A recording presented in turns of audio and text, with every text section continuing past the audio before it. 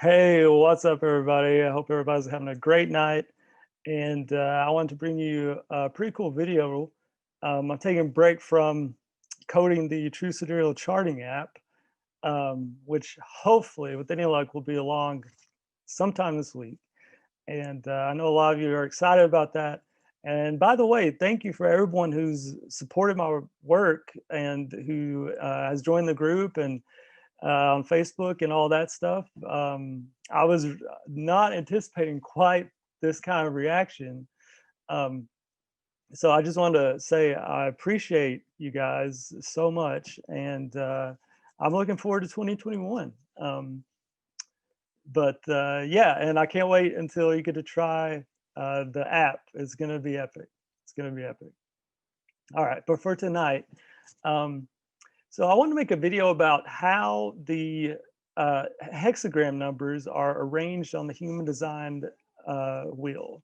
So you can see here, and this is, by the way, this is a topic that interestingly enough, I don't find is talked about uh, quite often enough, or at least from what I've seen, there don't seem to be that many official explanations for why the hexagrams are arranged this way.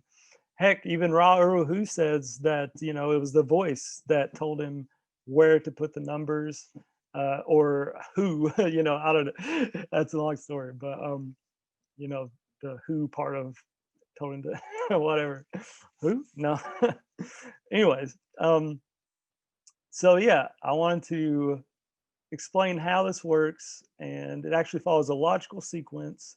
As far as I know, there's no official explanation in human design, at least not on anything that's not level 500 plus advanced mega course, why these hexagrams are arranged this way.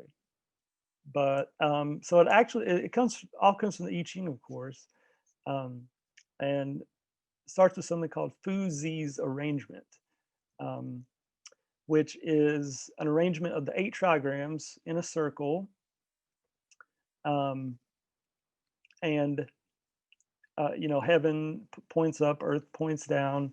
Uh, uh, the sun or fire is to the east, and water or the moon is to the west. So, this guy Fuzi came up with this arrangement that made sense to him. But it turns out it's actually contains some intricate logic. So to see that, let's start in the middle with Tai Chi. Okay, now Tai Chi is undifferentiated oneness, yin and yang as one. So it kind of radiates outward from there. This entire wheel radiates outward from Tai Chi in the middle. So we can see here that yin combines with another yin to form a greater yin, and yin combines with yang to form lesser yin and lesser yang.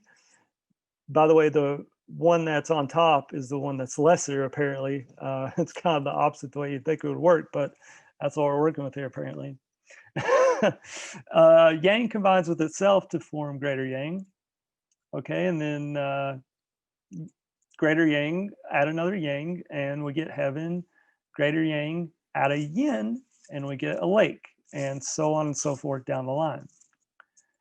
Now, if you count the order that those were made in, and we're just assuming here that yang, we're adding yang first in all cases. That's just kind of default.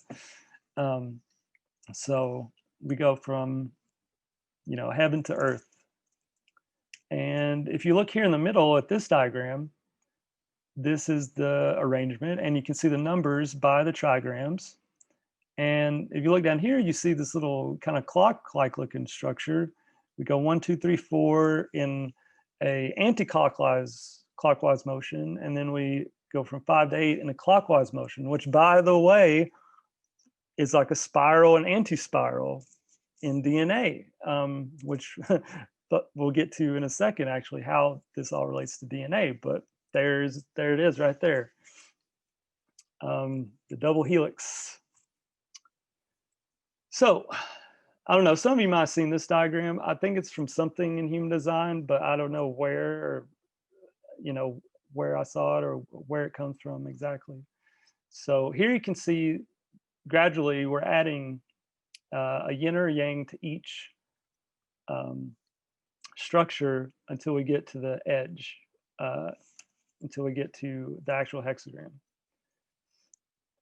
And here you can see heaven, lake, fire, thunder, heaven, lake, fire, thunder, wind, water, mountain, earth, just like it is in Fuxi's sequence. So to help us better understand this, I made this little diagram here where we can go step by step and see how each hexagram is made. Now, and we're going to start with gate 25. Gate 25 is a very special gate. In standard human design and tropical astrology, gate 25 corresponds to the spring equinox, which, if you look, is pretty much corresponds with the start of Aries, which traditionally also starts on the spring equinox. So that's kind of how or why gate 25 and Aries are related. And if we go back and we look at this diagram again, we see that gate 25 is the first gate in the thunder trigram. And that's important because the I Ching actually says that all things come forth in the sign of the arousing or something like that, which the arousing is thunder. So that is where the wheel should start, at gate 25. And actually in true sidereal human design, this same relationship is maintained, gate 25 being roughly at the start of Aries, and so that relationship is maintained. Now, if we want to see how gate 25 is made step by step, we start with thunder. Okay, then we go through 3 additions. We have 3 lines, we need to add 3 more. So the first time we're going to add 3 yang lines. Remember I said yang is the default, so we just add all yang. And we get hexagram 25. That's where it comes from. It's the first hexagram made from thunder by adding all yang to it. So that's why 25 is the first gate. Okay, next we add a yang, now we add a yin. We change 1 each time. We change 1 up each time. And we get hexagram 17. Next we add a yang. We already added a yin at the top, so now we add a yin in the middle, and then we add another yang. We add another yang because we only change 1 line each time, and we get hexagram 21. That's next in the wheel. Okay, and then we add another yang to thunder. We're working with thunder here. These all have thunder within, or on the inside, or below, whatever. And which this is actually thunder twice, which makes hexagram 51, which is why it's so, like, you know, this forceful initiatory kind of hexagram. Yeah, and then so I kind of just called the side on the left yang and yin. It's everywhere because we're adding yang at the start over here and adding yin at the start over here. And we gradually, you see, we gradually go from more yang to more yin. Similarly, that's a pattern that also repeats on the circle.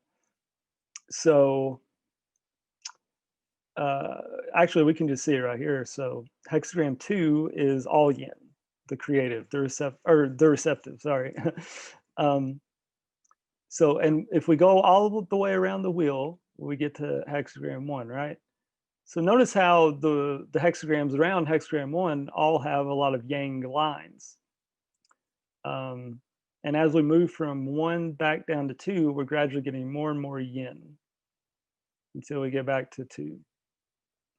And then hexagram 24 is called the return because it's the return of the light, you know, of yang energy, which we have at the bottom.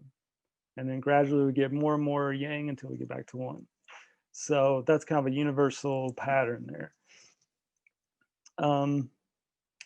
Yeah, so that is basically how the hexagrams, why they're arranged in this kind of funny looking pattern at first.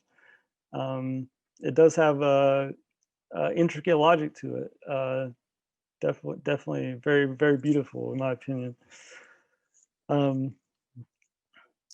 But yeah, that it's an explanation I haven't seen like in many human design books. I've read a lot of human design books. You know, I haven't taken like I don't know, master plus infinity certification courses, but I read a lot of books, and I've never seen this described or explained. You know, other than the voice said to you know, to put the numbers where they are. But no, like it makes perfect sense. It's very logical, and that's important because knowing that, you know, we can know that not everything has to be like it is in standard human design if it doesn't make sense, you know.